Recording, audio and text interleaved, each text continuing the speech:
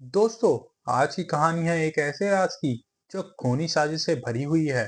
हमारी कहानी के बीच में है एक शातिर डॉक्टर और एक भयानक सांप जो मौत बनकर घूम रहे हैं।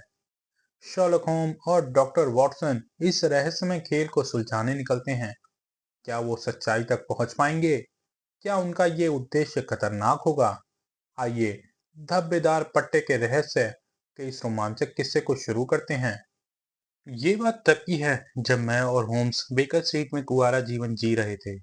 इस केस की सच्चाई को समय पर छुपाया गया, लेकिन अब एक महीना पहले उस महिला के निधन के कारण जिसने मुझसे ये वादा करवाया था, मैं अब इसे बयां कर रहा हूँ।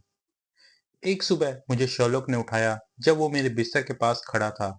सुबह के सिर्फ 7:30 बजे थे और मुझे हैरत हुई क्योंकि होम्स हमेशा देर से उठता था। माफी चाहता हूँ वॉटसन, उसने कहा, लेकिन आज सबको उठने की जरूरत पड़ गई। एक युवा महिला जो काफी घबराहट में है मुझसे मिलना चाहती है। वो हमारा बैठक में इंतजार कर रही है। मुझे लगा अगर ये कोई दिलचस्प मामला हुआ तो तुम शुरुआत से ही इसे देखना पसंद करोगे। मुझे होम्स के साथ उसके केसेस में शामिल होना बेहद पसंद था, तो मैंने तुरंत कपड़े पहने और बैठक में चला गया। वहां एक महिला काली पोशाक में घूंघट डाले बैठी थी। होम्स ने उसे संबोधित करते हुए कहा, आपको डरने की जरूरत नहीं, हम कुछ ही देर में सब ठीक कर देंगे। मुझे लगता है कि आप ट्रेन से आई हैं। महिला हैरान हो गई और पूछा, आपको कैसे पता? होम्स ने मुस्कुराकर कहा, आपके हाथ में ट्रेन का टिकट है और आपके कपड़ों पे कीचड़ के निशान हैं, जो बस एक घोड़ा गाड़ी के सफर में ही होते हैं। और ये सिर्फ तभी होता है जब आप ड्राइवर के बाएं तरफ बैठते हैं। जो भी आपकी वजह हो सकती है, आप बिल्कुल सही कह रहे हैं, महिला ने कहा। मैं सुबह के 6 बजे घर से निकली थी। लेदरहेड में 20 मिनट में पहुंच गई और फिर पहली ट्रेन से वॉटरलू आ गई। मुझसे ये तनाव सहा नहीं जा रहा। मैं पागल हो जाऊंगी अगर ऐसा ही चलता रहा। मुझे सहारा देने वाला कोई नहीं, सिर्फ एक व्यक्ति है जो मेरी फिक्र करता है, लेकिन वो भी मदद नहीं कर सकता। मैंने आपके बारे में मिसेस फेरेंटोस से सुना, जिनको आपने उनके कठिन समय में मदद की थी। उन्हीं से मुझे आपका पता मिला। क्या आप मेरी मदद कर सकते हैं और इस अंधेरे में थोड़ी सी रोशनी डाल सकते हैं? फिलहाल तो मैं आपकी सेवा के लिए कुछ देने में असमर्थ हूँ, लेकिन 1 महीने या 6 हफ्ते में मेरी शादी होने वाली है और फिर मेरी अपनी आय हो जाएगी। तब मैं आपका एहसान जरूर चुका दूंगी। मैम, मुझे खुशी होगी अगर मैं आपके मामले में ध्यान दे सकूं। रही बात इनाम की, तो मेरे लिए मेरा पेशा ही मेरा इनाम है। लेकिन आप चाहें तो जो भी खर्चा आए वो आप अपनी सुविधा के अनुसार दे सकती हैं। और अब मैं चाहूंगा कि आप हमें सब कुछ बताएं जो हमारे लिए इस मामले को समझने में मददगार हो सकता है। हाय, मेरे सबसे बड़े डर ये हैं कि मेरे शक बस कुछ छोटी छोटी बातों पर आधारित हैं जो दूसरे को मामूली लग रहे हैं। जिस व्यक्ति को मुझे सहारा देना चाहिए, वो भी मेरी बातों को बस एक घबराहट में जीने वाली औरत के ख्याल समझता है। वो ये नहीं कहता, लेकिन उसके दिलासा देने वाले जवाब और उसकी निगाहें मुझे ये सब समझा देती हैं।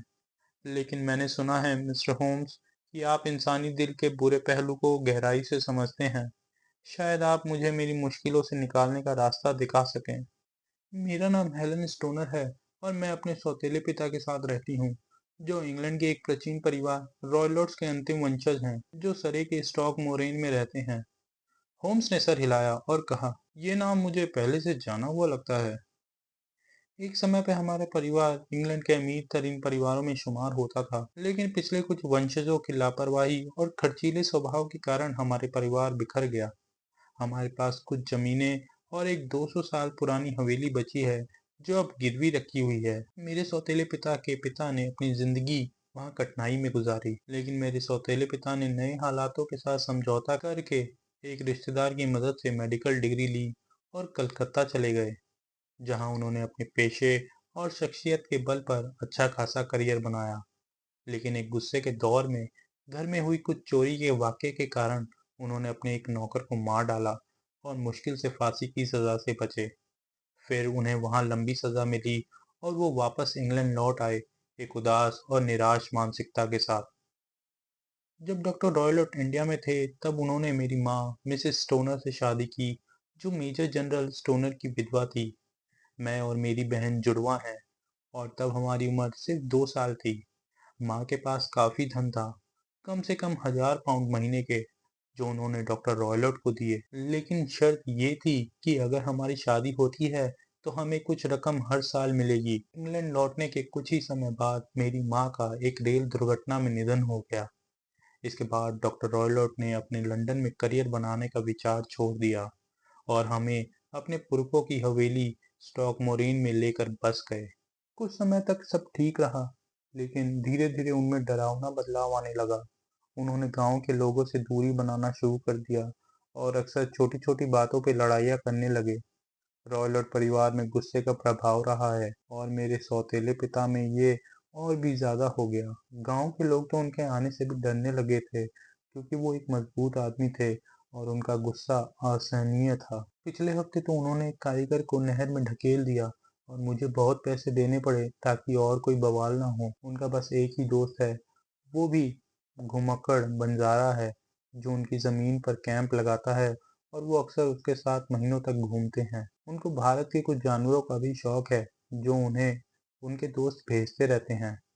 उनके पास अभी एक चीता और एक लंगूर है, जो आजादी से घूमते हैं और गांव वाले उन जानवरों से उतना ही डरते हैं जितना डॉक्टर रॉयलॉट से। इन सब के बीच मैं और मेरी बहन जूलिया एक ऐसी जिंदगी जी रहे थे जो बिल्कुल सुखद नहीं थी। कोई नौकर हमारे साथ नहीं टिकता था और हमें घर का सारा काम खुद ही करना पड़ता था। जब मेरी बहन की मौत हुई तब उसकी उम्र सिर्फ 30 साल थी, लेकिन उसके बालों में सफेदी आ गई थी, जैसी मेरे में है। क्या आपकी बहन अब नहीं रही? जी, वो 2 साल पहले गुजर गई और मुझे उसकी मौत के बारे में ही आपसे बात करनी है। आप समझ सकते हैं कि हमारे जीवन में किसी भी उम्र के लोगों से मिलने का मौका कम ही मिलता है। हमारी एक मौसी हैं, मिस हॉनरिया वेस्टफेल, जो हैरो के पास रहती थी और हम कभी-कभी उनके यहाँ जाते थे।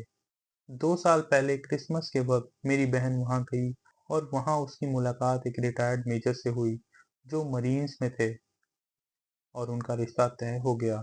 मेरे पिता को जब ये पता चला तो उन्होंने इस रिश्ते पर कोई एतराज नहीं किया, लेकिन शादी के कुछ दिन पहले वो हादसा हो गया जिसने मुझसे मेरी इकलौती साथी को अलग कर दिया।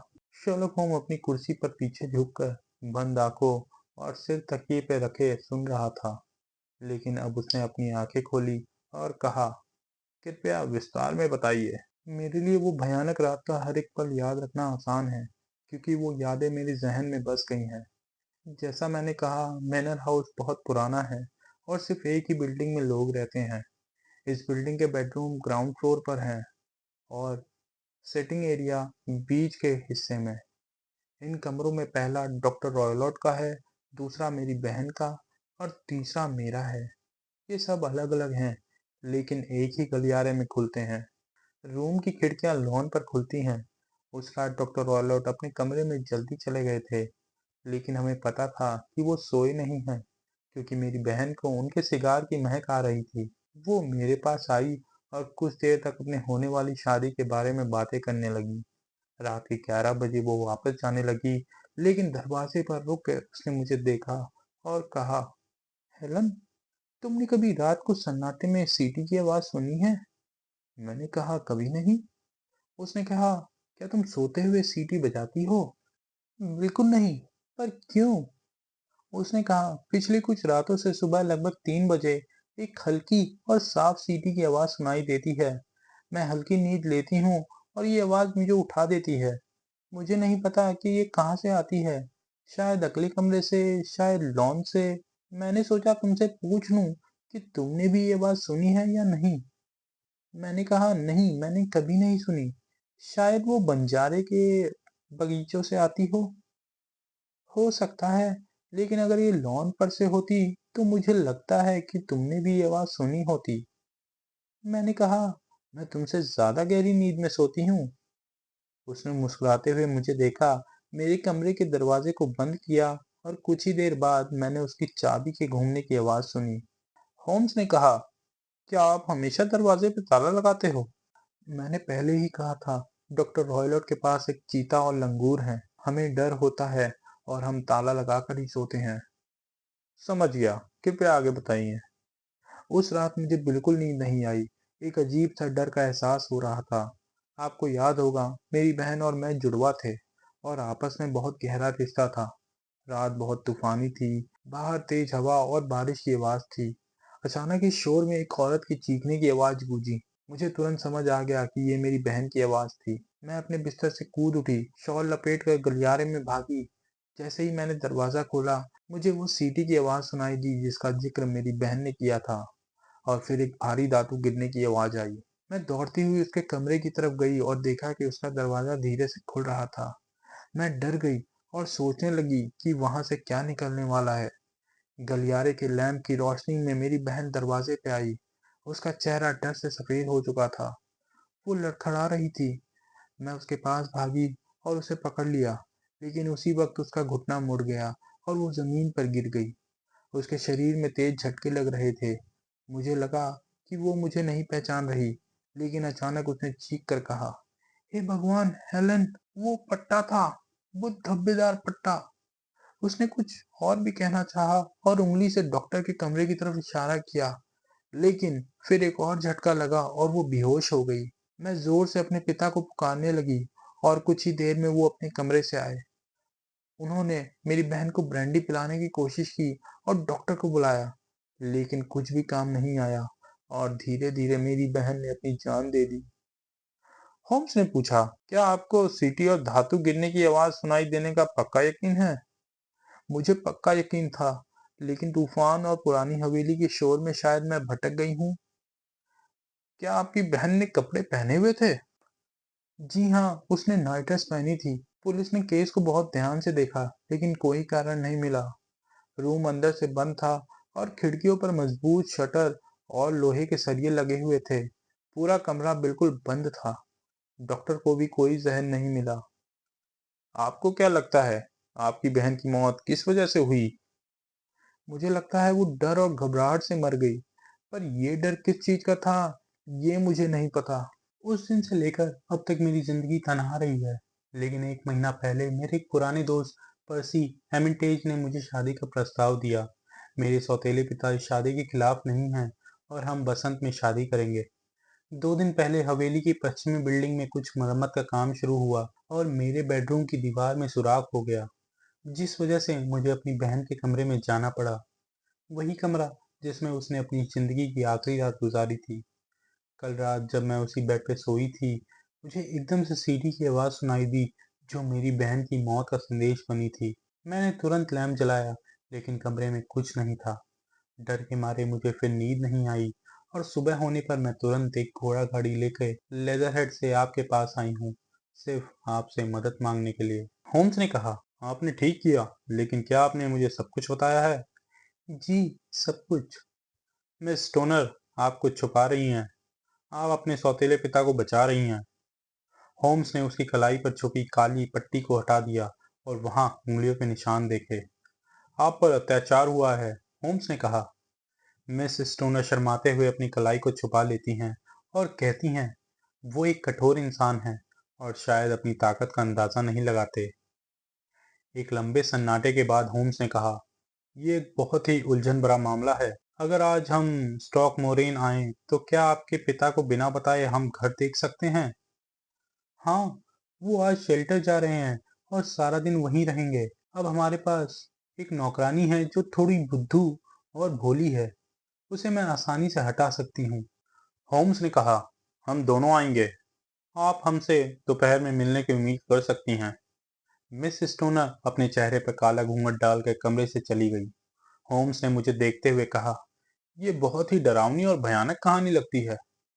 अचानक हमारे दरवाजे पर एकदम से एक लंबा आदमी दिखाई दिया, जो होम्स के बारे में पूछता हुआ अपने आप को डॉक्टर ग्रिम्सबे रॉयलॉट के नाम से परिचित कराता है। मैं कुछ नहीं करने वाला, डॉक्टर रॉयलॉट ने गुस्से से कहा। मेरी सौतेली बेटी यहाँ है, मैंने उसका पता लगाया है। उसने तुमसे क्या कहा? इस नए मेहमान ने आगे बढ़कर लोहे के सरियों को हिलाते हुए कहा, मुझे तुम्हारे बारे में सब पता है होम्स। मैंने तुम्हारे बारे में सुना है। तुम वही होम्स हो जो हर जगह झांकता है। मेरे दोस्त ने मुस्कुराहट दी। होम्स जो सब में दखल देता है। तुम्हारी बातचीत बेहद मनोरंजक है, उसने कहा। जब तुम बाहर जाओ तो दरवाजा बंद कर देना, क्योंकि यहाँ थोड़ी हवा है। मैं तब तक नहीं जाऊंगा जब तक मैं अपनी बात नहीं कह लेता। तुम मेरे काम में दखल मत दो। मुझे पता है कि मिसेस स्टोनर यहाँ आई थी। मैंने उसका पता लगाया। मैं एक खतरनाक आदमी हूँ जो तुम्हारे लिए समस्या बन सकता है। ये समझ लो कि तुम मुझे अपने हाथ में नहीं पकड़ सकते। उसने गुस्से से कहा और वहां से चला गया। वो तो एक बहुत ही मित्रभावी व्यक्ति लगता है, होम्स ने हंसते हुए कहा। मैं इतना भारी नहीं हूँ, लेकिन अगर वो कुछ देर और रुकता तो मैं उसे दिखा सकता था कि मेरी पकड़ भी उससे कुछ कम नहीं है। उसकी बदतमीजी का क्या कहना, लेकिन ये घटना हमारी जांच को मजेदार बना देती है। और मुझे बस ये उम्मीद है कि हमारी छोटी दोस्त इस घमंडी का पता करने की अपनी गलती की सजा न भुगत ले। अब वॉटसन, हम नाश्ता ऑर्डर करते हैं और बाद में मैं डॉक्टर्स कॉमन जाऊंगा, जहां मुझे उम्मीद है कि इस मामले में मदद करने वाली कुछ जानकारी मिल जाएगी। शर्लक होम अपनी सैर से लौटा तब लगभग 1 बजा था। उसके हाथ में एक नीला कागज था जिसमें कुछ नोट्स और कुछ आंकड़े लिखे हुए थे। इसका सही मतलब जानने के लिए मुझे इससे जुड़े निवेशों की मौजूदा मूल्यों का हिसाब करना पड़ा। जब बीवी की मौत हुई तब वेतन 1100 पाउंड के करीब था, लेकिन अब खेती के दामों के गिरने की वजह से 750 पाउंड ही रह गया है। हर बेटी को शादी के बाद 250 पाउंड का वेतन मिल सकता है।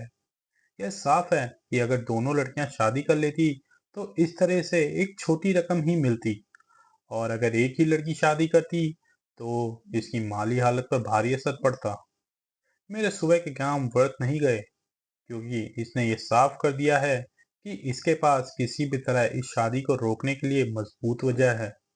और अब वॉटसन, ये ऐसा मामला है जिनके लिए देर करना सही नहीं होगा, खासकर तब जब पुराना आदमी जानता है कि हम उसकी बातों में दिलचस्पी ले रहे हैं। तो अगर तुम तैयार हो तो हम एक गाड़ी लेकर वॉटरलू जाते हैं। मैं तुमसे ये कहना चाहूंगा कि अपनी रिवॉल्वर अपनी जेब में रख लेना। दिन बेहतरीन था, चमकदार सूरज के साथ आसमान में कुछ बादल और हवा मिट्टी की खुशबू से भरी हुई थी। और हम जब लेदरनेट स्टेशन पहुंचे तो हमने एक घोड़ा गाड़ी कर ली और उस सुंदर जगह पे कुछ देर चलने के बाद, वहां देखो, शर्लॉक ने अचानक से कहा। वहां एक पार्क ऊपर की तरफ जा रहा है और ऊपर की तरफ एक पुराना महल है। मोरेन, उसने पूछा। हाँ सर, ये डॉक्टर ग्रिम्सबे रॉयलॉट का घर है, ड्राइवर ने कहा। वहां कुछ निर्माण हो रहा है, होम्स ने कहा। यहीं हमें जाना है। वहां गांव है, ड्राइवर ने कुछ दूर बाईं तरफ छतों की तरफ इशारा करते हुए कहा। लेकिन अगर आप घर तक पहुंचना चाहते हैं तो ये थोड़ा सा छोटा है। अगर आप इस पतले रास्ते से गुजर कर खेतों के रास्ते से चलें, वहां जहां एक औरत चल रही है। और वो औरत मुझे लगता है मिसेस स्टोनर है, होम्स ने कहा। हम उतर गए, अपना किराया चुकाया। मैंने सोचा कि ये अच्छा रहेगा, होम्स ने कहा जब हम उस रास्ते पे चढ़ने की कोशिश कर रहे थे, कि ये आदमी सोचे कि हम यहाँ एक आर्किटेक्ट के रूप में आए हैं या किसी खास काम से। इससे उसकी बातें ज्यादा नहीं फैलेंगी। गुड आफ्टरनून मिस स्टोनर, आप देखिए कि हम अपने वादे के अनुरूप आए हैं। हमारी सुबह की क्लाइंट खुशी से हमें मिलने के लिए आगे बढ़ी। उसके चेहरे पर खुशी की लहर थी। मैं आपका इंतजार कर रही थी, उसने कहा, हाथ मिलाते हुए। सब कुछ बेहद अच्छा हो गया है और डॉक्टर रॉयलट शहर गए हैं। उनके शाम तक वापस आने की संभावना नहीं है। हम डॉक्टर से मिल चुके हैं, होम्स ने कहा और कुछ शब्दों में उसे बताया कि क्या हुआ। मिस स्टोनर के सुनते ही लबों के रंग उड़ गए। हे भगवान, उसने कहा, तो उसने मेरा पीछा किया है। ऐसा लगता है। वो इतना चतुर है कि मैं कभी नहीं जानती कि मैं उससे सुरक्षित कब रहूंगी। जब वो वापस आएगा तो क्या कहेगा। उसे खुद को संभालना होगा, क्योंकि उसे ये पता चल गया है कि उसकी तलाश में कोई और उससे ज्यादा चतुर है। आपको रात को उससे दूर रहना होगा। अगर वो हिंसक होता है तो हम आपको आपकी मौसी के घर हैरो ले जाएंगे। अब हमें समय का बेहतर इस्तेमाल करना होगा, तो कृपया हमें तुरंत उन कमरों की तरफ ले चलिए जिनका हमें जायजा लेना है। हम फिर घर के अंदर चले गए। ये मुझे लगता है आपके सोने वाले कमरे से संबंधित है। बीच वाला आपकी बहन का है और मुख्य इमारत के पास डॉक्टर रॉयलॉट का कमरा है। बिल्कुल सही, लेकिन अब मैं बीच वाले कमरे में सो रही हूँ, तब तक के लिए जब तक सुधार नहीं हो जाता। वैसे वहां के अंत वाली दीवार में कोई जरूरी सुधार नहीं दिख रहा है। वहां कोई जरूरत नहीं थी। मुझे लगता है कि ये सिर्फ एक बहाना था मुझे मेरे कमरे से निकालने के लिए। आह, ये सुझाव देने वाला है। अब इस पतली पट्टी के दूसरी तरफ एक गलियारा है जिससे ये तीनों कमरे खुलते हैं। क्या इसमें खिड़कियां हैं? हाँ, लेकिन बहुत छोटी। किसी का इसमें से गुजरने की कोई संभावना नहीं है। जब आप दोनों ने रात को अपने दरवाजे बंद किए तो आपके कमरे की उस तरफ से आना वर्जित था। अब क्या आप कृपया करके अपने कमरे में जाकर अपनी खिड़कियां बंद कर सकती हैं? मिस स्टोनर ने वही किया और होम्स ने खुली खिड़की को ध्यान से देखने के बाद शातिर दिमाग से हर तरीके से शटर को खोलने की कोशिश की, लेकिन कोई सफलता नहीं मिली। वहां कोई भी दरार नहीं थी जिससे छुरी डालकर भी बार को उठाया जा सके। उसने कहा, अपनी ठोड़ी को खुजलाते हुए। मेरी बातों में कुछ कठिनाइयां हैं। अगर ये शटर बंद हैं, तो कोई भी इनमें से गुजर नहीं सकता। खैर, देखते हैं कि अंदर से कोई रोशनी मिलती है या नहीं। एक छोटे साइड डोर ने हमें रंग चुके गलियारे की तरफ निकाला, जिसमें तीनों बेडरूम खुलते थे। होम्स ने तीसरे कमरे का जायजा लेने से मना कर दिया, तो हम सीधे दूसरे कमरे में चले गए, जहां मिस स्टोनर अब सो रही थी और जहां उनकी बहन की मौत हुई थी। ये एक प्यारा सा कमरा था, नीची छत के साथ और एक बड़े आग लगाने की जगह। एक भूरी अलमारी एक कोने में थी, एक पतला सफेद बेड दूसरे में, और खिड़की के बाईं तरफ एक ड्रेसिंग टेबल था। ये सामान दो छोटी कुर्सियों के साथ इस कमरे में था। कमरे की चारों तरफ की दीवारें पुरानी हो गई थी, लकड़ियों पर कीड़े लग गए थे और इतनी पुरानी हो गई थी कि शायद ये महल के असली निर्माण के समय से थी। होम्स एक कुर्सी को एक कोने में खींचकर बैठ गया, जबकि उसकी आंखें कमरे के हर कोने को गहराई से देख रही थी। ये घंटी कहाँ से मिलती है? उसने आखिरकार पूछा, बेड के पास एक लटकती हुई मोटी घंटी की रस्सी की तरफ इशारा करते हुए, जिसका गुच्छा असल में तकिए पर था। ये हाउसकीपर के कमरे तक जाता है। ये तो बाकी चीजों से नया लग रहा है। हाँ, ये सिर्फ 2 साल पहले लगाई गई थी। आपकी बहन ने इसकी मांग की थी? नहीं, मैंने कभी नहीं सुना कि उसने इसका इस्तेमाल किया हो। हमें जो भी चाहिए होता था, हम खुद ही ले लेते थे। और वास्तव में इतनी अच्छी रस्सी वहां रखना बेकार लगता है। आप मुझे कुछ समय के लिए छोड़ सकते हैं जब तक मैं इस फर्श को जांच लेता हूँ। उसने अपने चेहरे को जमीन पर रखकर लेंस हाथ में लेकर टाइलों के बीच देखना शुरू किया। फिर उसने कमरे की दीवारों के साथ भी वही किया। अंत में वो बेड के पास गया और कुछ समय तक उस पर देखता रहा। अंत में उसने बेल की रस्सी को अपने हाथ में लेकर जोर से खींचा। क्या ये तो नकली है? उसने कहा। क्या ये नहीं बजेगी? नहीं, ये तो किसी तार से जोड़ी ही नहीं गई है। ये तो बहुत ही दिलचस्प है। आप देख सकते हैं कि ये सिर्फ एक हुक पर लटकी हुई है। ये तो बहुत अजब बात है। मैंने तो पहले कभी इस पर ध्यान नहीं दिया। बहुत अजीब, होम्स ने कहा, रस्सी को खींचते हुए। इस कमरे के बारे में कुछ अनोखी बातें हैं। उदाहरण के लिए, एक बिल्डर कितना बेकार होगा जो एक पंखे को दूसरे कमरे में खोलता है, जब उसी मेहनत से वो बाहर की हवा को जोड़ सकता है। ये भी काफी नया है, मिस टोनर ने कहा। क्या ये भी उसी वक्त किया गया था? होम्स ने कहा। हाँ, उस वक्त कुछ छोटे मोटे बदलाव किए गए थे। ये सभी बहुत ही दिलचस्प प्रकार के दिखते हैं। नकली घंटी की रस्सी और पंखा, और वो खाली जगह पंखे के लिए। आपकी अनुमति से मिस स्टोनर, हम अब अगले कमरे में चलेंगे। डॉक्टर रॉयलट का कमरा उसकी बेटी के कमरे से बड़ा था, पर इतना ही साधारण था। होम्स धीरे धीरे घूमकर कमरे की चीजों को गहरी रुचि से जांचने लगा। ये क्या है? उसने अलमारी पर ठपठपाते हुए पूछा। मेरे पिता के व्यावसायिक कागज। ओह, आपने अंदर देखा है फिर? सिर्फ एक बार, कुछ साल पहले। मुझे याद है, ये कागजों से भरा हुआ था। क्या इसमें एक बिल्ली नहीं है, मिसाल के तौर पर? नहीं। खैर, ये देखिए। उसने एक छोटी प्लेट उठाई जो अलमारी के ऊपर थी। नहीं, हम बिल्ली नहीं रखते, लेकिन एक चीता और एक लंगूर है। हाँ, बिल्कुल। चीता तो बस एक बड़ी बिल्ली है, और फिर भी मुझे लगता है कि दूध की एक छोटी सी प्लेट उसकी भूख को नहीं मिटा सकती। एक बात है जो मैं जांचना चाहूंगा। उसने एक लकड़ी की कुर्सी के सामने झुककर उसकी सीट को बड़े ध्यान से देखना शुरू किया। धन्यवाद, यह तो पूरी तरह से तय हो गया, उसने कहा, उठते हुए और अपने लेंस को जेब में रखते हुए। यहाँ कुछ दिलचस्प है। जिस वस्तु ने उसका ध्यान खींचा वो एक छोटे डॉग का पट्टा था जो बेड के एक कोने पर लटका हुआ था, लेकिन पट्टा घूमा हुआ था और एक गोला बनाने के लिए बंद किया गया था। मुझे लगता है ये दुनिया कितनी खतरनाक है, और जब एक समझदार आदमी अपने दिमाग को आपराधिक काम में लगा देता है तो ये सबसे बुरा होता है। मुझे लगता है मैंने अभी काफी देख लिया है, मिस स्टोनर, और आपकी अनुमति से हम लॉन में चलते हैं। मैंने कभी अपने दोस्त के चेहरे पर इतनी घबराहट नहीं देखी थी। हमने लॉन में कई बार इधर उधर चक्कर लगाए। ये बहुत जरूरी है मिस स्टोनर, उसने कहा, कि आप हर तरह से मेरी सलाह को पूरी तरह से माने। पहली बात, मुझे और मेरे दोस्त को रात आपके कमरे में बितानी होगी। हाँ, ऐसा ही होगा। मुझे समझाने दीजिए, क्या वो गांव का होटल है वहाँ? हाँ। बहुत अच्छे। आपकी खिड़कियां वहां से दिखाई देती होंगी। बिल्कुल। आपको अपने कमरे में रहना होगा, सर दर्द का बहाना करके।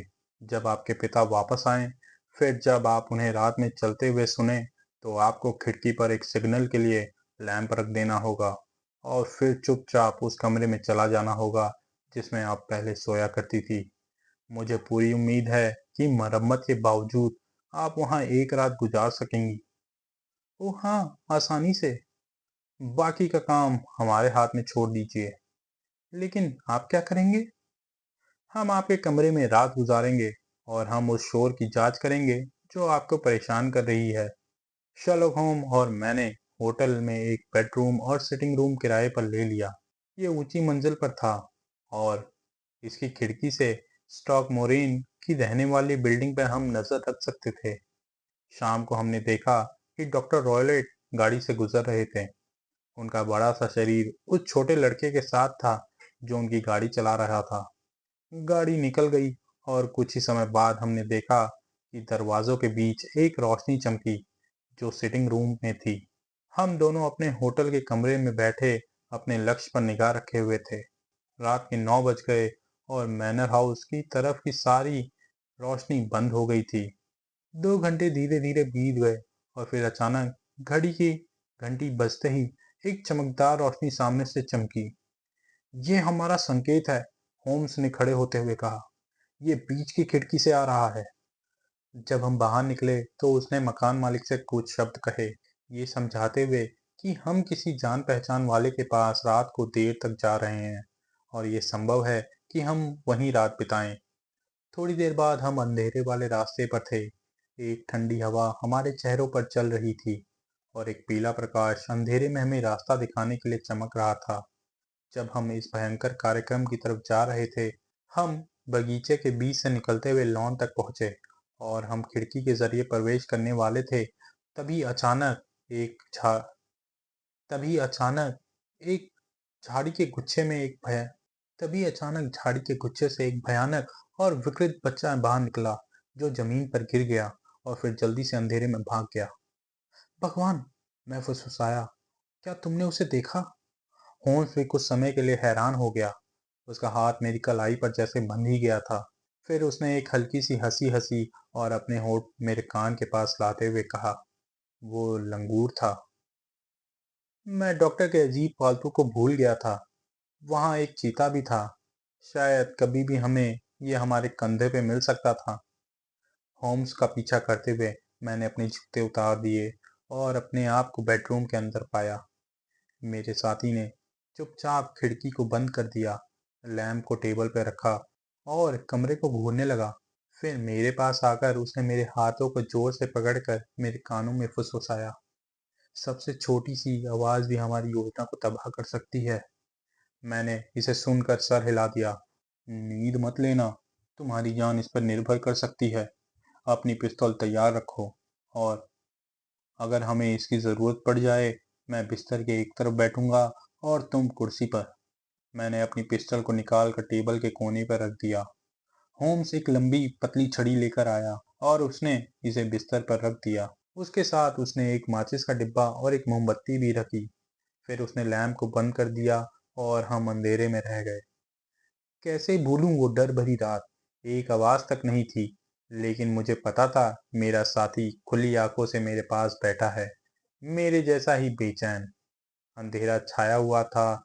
बाहर कभी कभी रात के परिंदे चीखते और एक बार खिड़की के पास से चीते की चीख सुनी। दूर से घंटे की आवाज आती हर 15 मिनट के बाद। रात बढ़ने लगी और हम चुपचाप इंतजार करते रहे।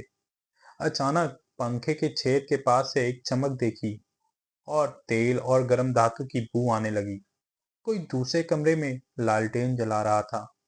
कुछ देर तक सब शांत था। फिर एक धीरे से भारी आवाज सुनाई दी, जैसे किसी केतली से हल्की सी भाप निकल रही हो।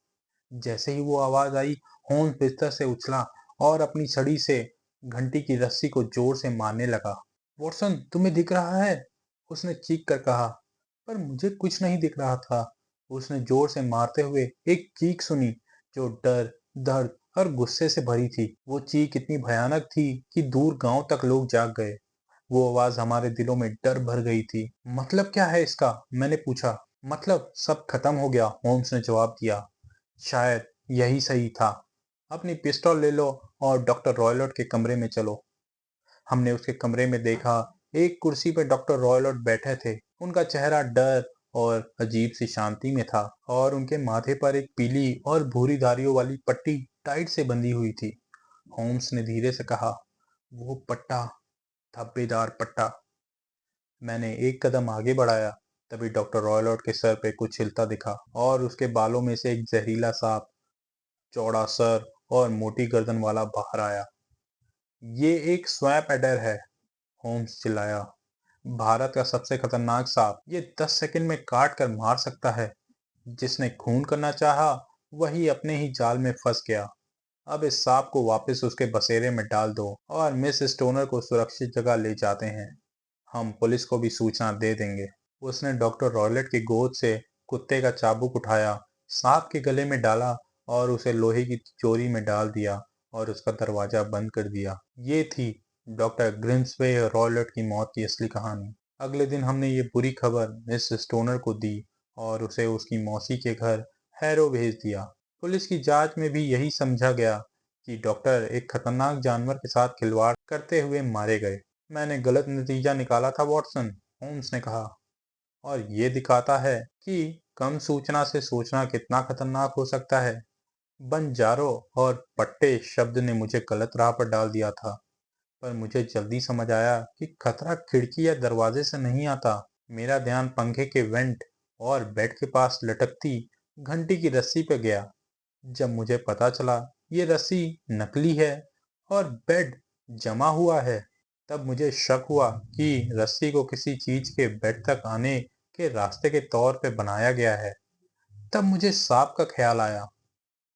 डॉक्टर के पास भारत के जानवर थे, तो मुझे अपना शक सही लगा। एक ऐसा जहर जो केमिकल टेस्ट से पकड़ा ना जा सके और जल्दी काम करे, ये किसी बहुत ही शातिर और निर्दयी आदमी की योजना हो सकती थी।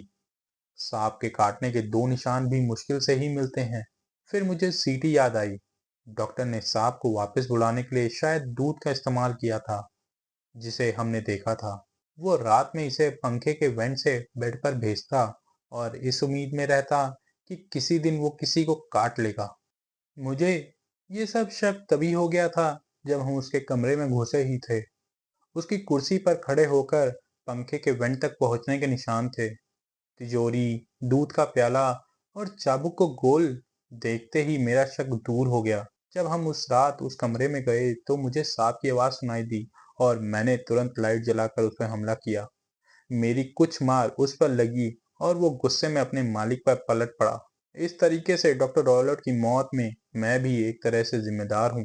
मुझे इस चीज पर बिल्कुल भी अफसोस नहीं है। दोस्तों, ये थी धब्बेदार पट्टे के रहस्य की कहानी, एक खूनी साजिश और एक डरावना राज। अगर आपको ये कहानी पसंद आई हो तो वीडियो को लाइक और शेयर जरूर करें और चैनल को सब्सक्राइब करना ना भूलें। ऐसी ही और रोमांचक कहानियों के लिए जुड़े रहें हमारे साथ। मिलते हैं अगली कहानी के साथ। तब तक के लिए धन्यवाद।